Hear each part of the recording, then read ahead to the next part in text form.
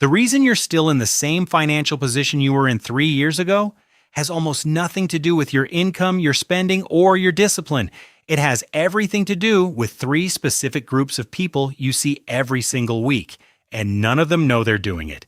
I want to tell you about Carmen, 31 years old, $68,000 a year, 6 years of working hard, being careful, doing all the things she was supposed to do, and almost nothing to show for it in savings. She wasn't reckless. She wasn't irresponsible. She just couldn't figure out why the number never moved. When she finally mapped out what I'm about to show you, she found the answer in about 20 minutes, not in her budget, not in her income, in three social circles she had never once thought to examine. By the end of this video, you're going to see your own circles the same way she saw hers, and I promise you, once you see them, you cannot unsee them. If this is the kind of content that actually goes beneath the surface, hit subscribe and give this a thumbs up right now. Let's get into it.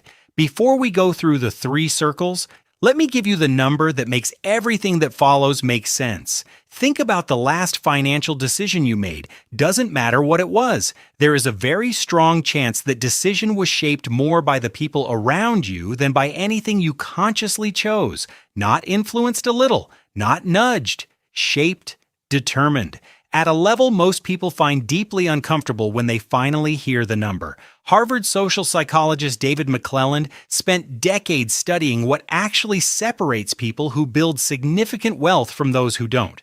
His answer wasn't intelligence. It wasn't education. It wasn't even work ethic. It was this: approximately 95% of your financial outcomes are determined by the expectations, habits, and norms of the people you spend the most time with. 95%. That means roughly 5 cents of every financial dollar outcome in your life is coming from your own independent choices.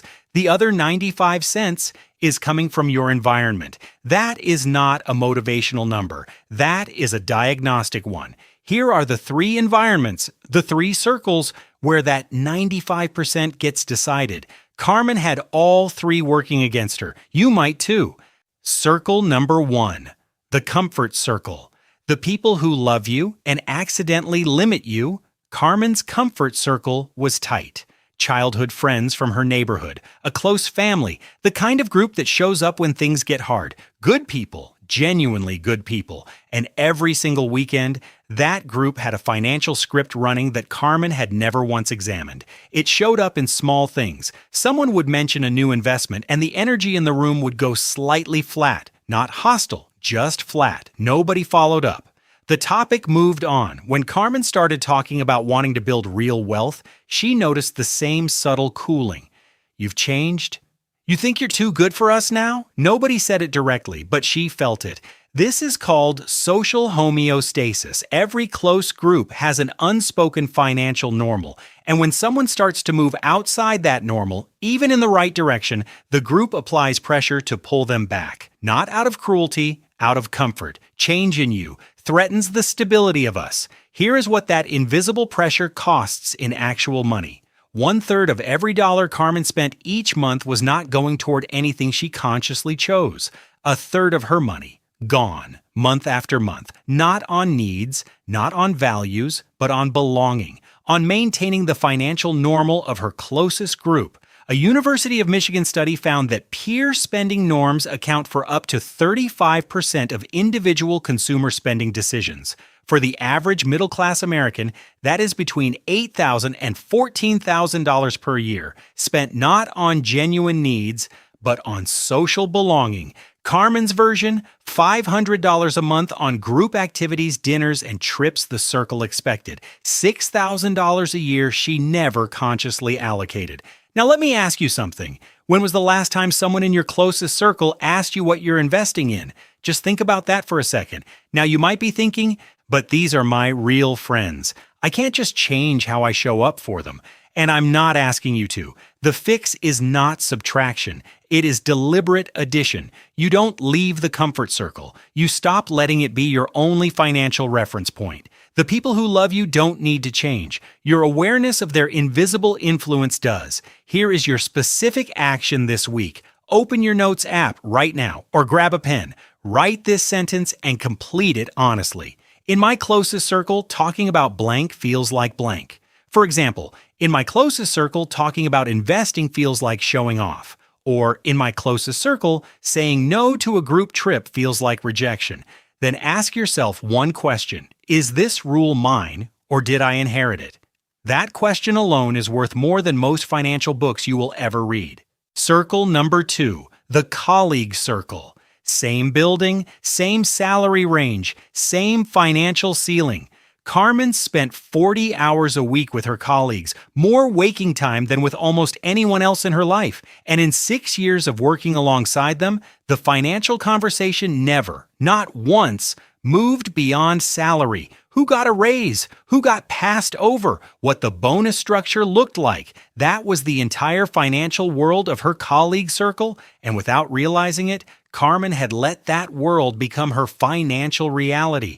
Here is the problem with that: salary is not wealth. You can earn $85,000 a year for 20 years and arrive at retirement with almost nothing if the money never gets deployed beyond your lifestyle. But inside most colleague circles, the word investing almost never comes up.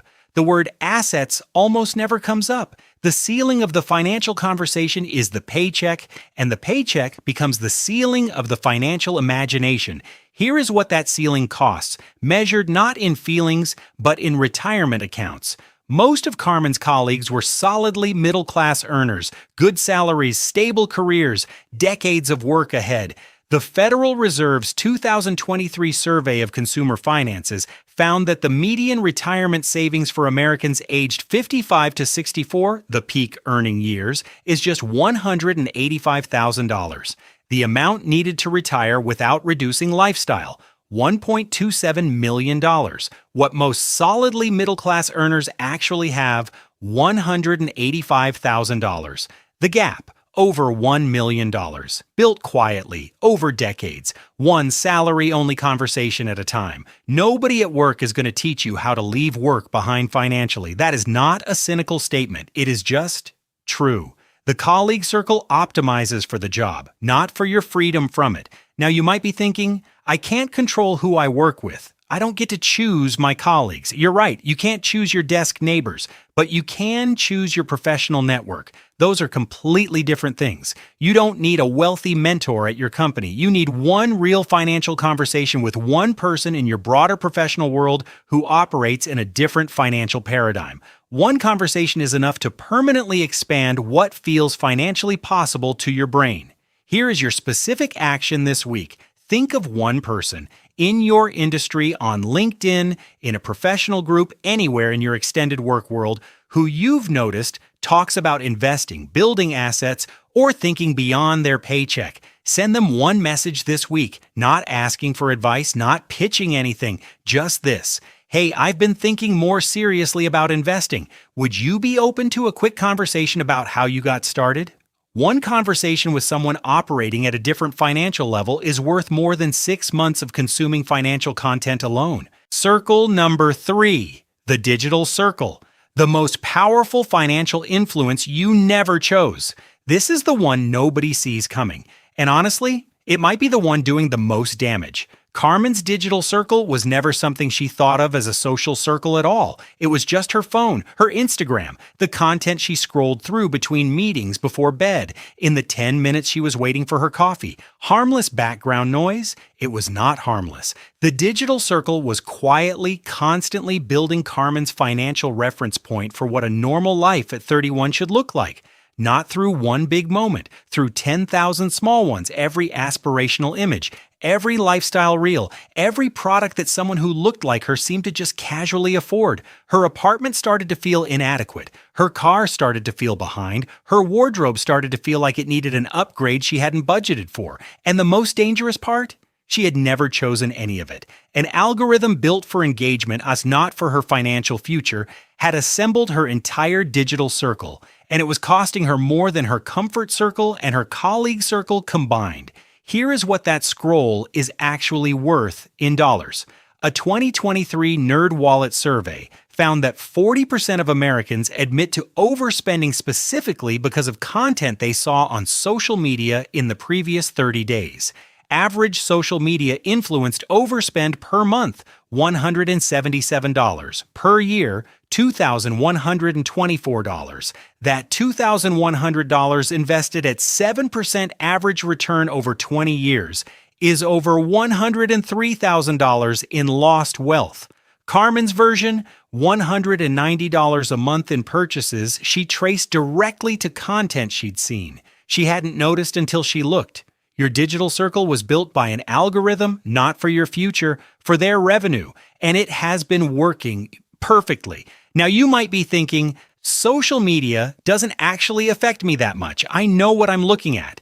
That's exactly what it's designed to make you feel. The research is clear. Conscious awareness of lifestyle content does not eliminate its influence on behavior. It reduces it slightly. The effect runs deeper than conscious recognition. The fix is not awareness alone. It is deliberately changing the input, rebuild the algorithm, and the influence shifts automatically. Here is your specific action this week. Open your most used platform right now, so before you do anything else today.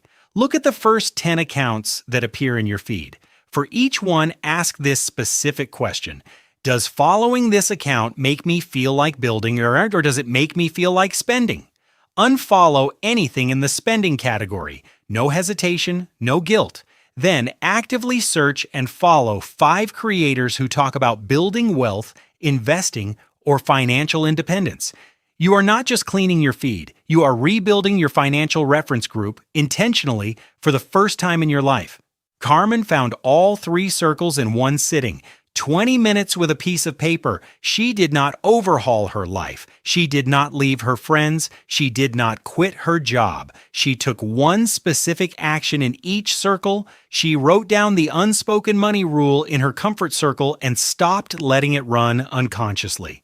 She messaged one person in her professional network who had been quietly building assets for years and had one conversation that permanently changed what she thought was financially possible at her income level. And she unfollowed 61 accounts in one sitting and rebuilt her feed around people who were building, not performing, 12 months later. Her monthly investment contribution went from $200 to $450 without a single dollar increase in her income. Her annual reduction in impulse and social spending, approximately $3,800. Her 12-month net worth change, positive $11,400. The most financial progress of her adult life. Same income, same city, same job. 3 social circle adjustments. Here is the thing nobody tells you about the middle class. It is not a trap built by bad decisions. It is not a trap built by low income. For most people, it is a trap built by invisible normals, standards set by the people around them that nobody ever questioned, because everyone around them was following the same standards. The middle class is not a destination, it is a default. And defaults only hold when nobody chooses differently. You just chose differently. If this shifted something for you, hit that like button 1 second. It genuinely helps this reach people who are stuck in an emotional relationship with money that's costing them more than they know. Subscribe for a new video every week. Real Money Psychology. The internal work nobody else is doing. I'll see you in the next one. The money is secondary. The mindset is everything.